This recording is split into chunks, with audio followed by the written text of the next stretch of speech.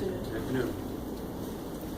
So again, my name is Leah Owens. I'm actually a former teacher in the Newark Public Schools district and a current board member for the Newark Public Schools. So I actually came here this afternoon to talk with the open topic around class size and composition, but I can certainly lend my support to a moratorium on the expansion of charter schools, because it certainly has created a lot of havoc in Newark and has caused a lot of chaos as well with our budgeting.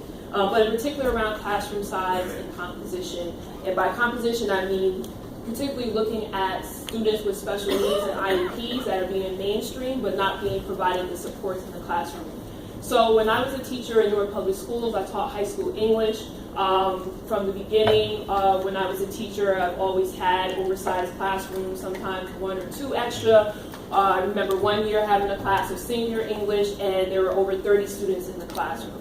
So they filled all the desks I had 3 computers in the back. There were students sitting at those computers. I had a chair in front of my desk that I would use for conferences. I had a student sitting there, and I had a student sitting in my chair. That's how many students were in my classroom, and as you can see, they were showing up. They were there to learn. Fast forward in my career, 6-7 years in the district, still at the end, I still had oversized classrooms. I mean, one classroom, it was even too small to have that many desks. I was essentially electric sliding through the classroom from student to student because there wasn't enough room. So this is not only an education issue, it's also a safety issue. You know, should we have some sort of lockdown or if we have to evacuate the building quickly, that's a problem. I've been doing some research and being really focused on this issue as a school board member in Newark. There was the PTA at Central High School had a press conference and made a press statement about oversized classrooms. So in your packet, actually after my letter, is a spreadsheet that shows just the oversized classrooms, and you'll see that there's a class from 41 students, and that's the physical education class, all the way down to 25, because according to code, as I'm sure you know, 24 is the maximum size for general education classes, and then depending on the special education classification, the classroom sizes are even lower.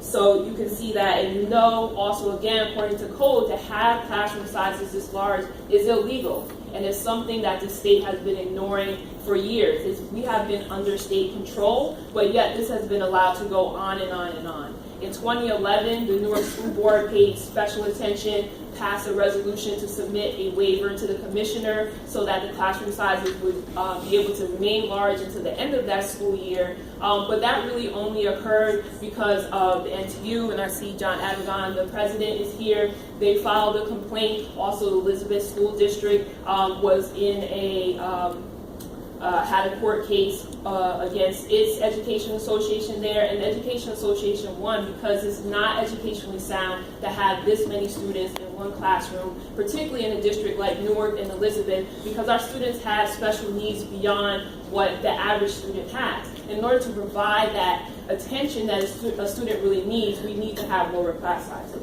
So also in your packet, I've provided an email that just again provides more evidence about the fact that one of our K-8 schools has 27, 29, and 31 students in their 3 6th grade classes, and it even says in the email that the classrooms are too small. And then I also provided 2 committee reports. I'm the chair of the Program and Instruction Committee on the Newark School Board, and there I provide more details about the things that we've been talking about in these committees. All of this is just a scratch of the surface. We really need to investigate this and be able to see district-wide what's going on.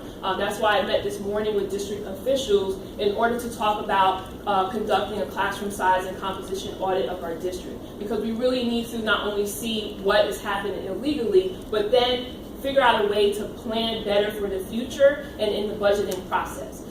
We've had the Central High PTSA, as I mentioned in the beginning of my statement, brought up the concern about the oversized classroom. It shouldn't have to take a PTA to bring that up.